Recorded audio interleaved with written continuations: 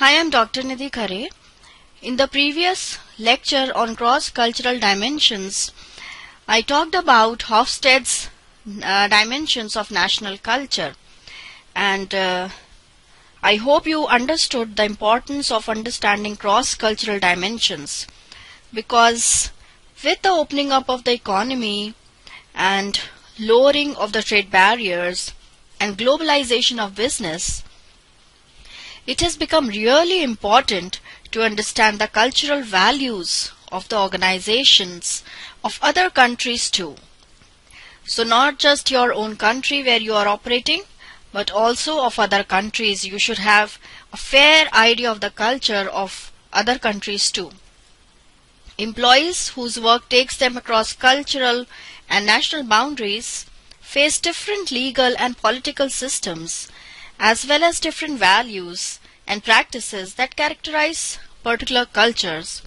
So it is very important for you to understand that. An international manager bears more responsibilities than his counterpart who has to operate only in one culture or country. The most effective international managers are those who are perceptive, who rely on intuition, who monitor situations carefully, and who adapt well. Now, to operate in the multicultural sphere, it is important to have a right mindset and ability to view the organization in an international sphere. Bolt in 1988 has suggested certain steps to adjust in an international scenario. These steps are the communication system, the structure of the organization, the teams in the organization, and the composition of the top management. Coming to the first one, that is the communication system of the organization. It should be well managed so that right information about any of the changes, which may be political, financial, or economic, is immediately available to run the business. So the communication system should be very, very well managed. The structure of the organization should be flexible to cope up with any international challenge.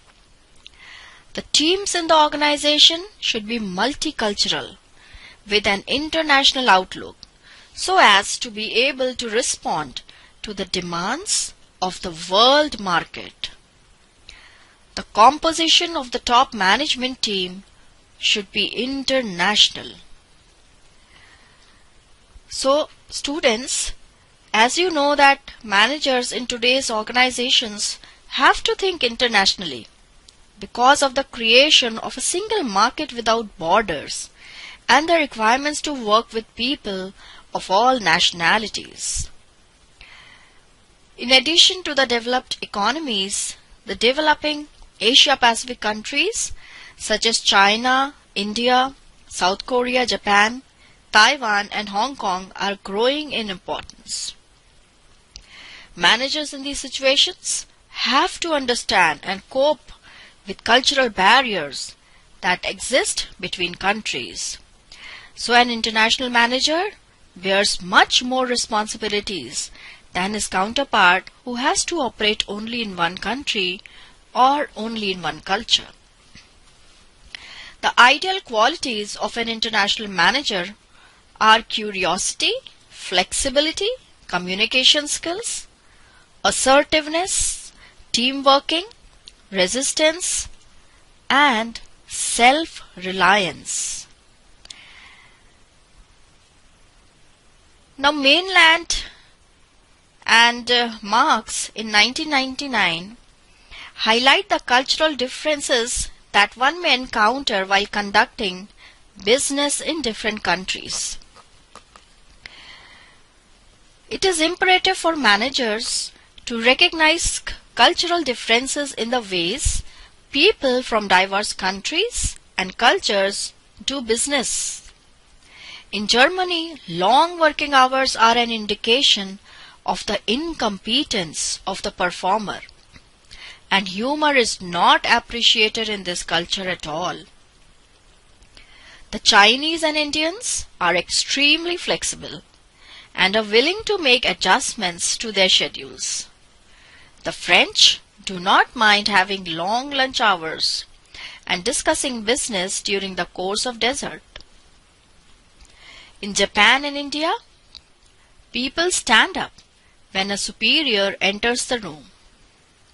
The British are very flexible and can face adverse situations comfortably. In the US, the status of a person is determined by his income, and people are seldom aware of the culture of other countries. In Asian countries, such as India, Japan, and China, superiors are given a lot of respect and are rarely addressed by names. Whereas, in developed economies, it is a relationship of equals where people are generally addressed on a first name basis. International managers are required to be sensitive to all areas where difference of opinion might occur. Managers in Germany who are accustomed to structure and predictability may feel disturbed by the ambiguity in the Brazilians' approach. Managers in the UK and US may find it difficult to get used to hierarchical business operations in France. People with high achievement needs and type A personalities may do well in individualistic culture, but may be uncomfortable in most Asian countries that have consensus-driven cultures. So you see now that the ideal qualities of an international manager, which I named earlier, are curiosity, flexibility, communication skills, assertiveness, team working, resistance, and self-reliance. And again I repeat the very important thing that an international manager bears more responsibilities than his counterpart who has to operate only in one culture or country. Thank you.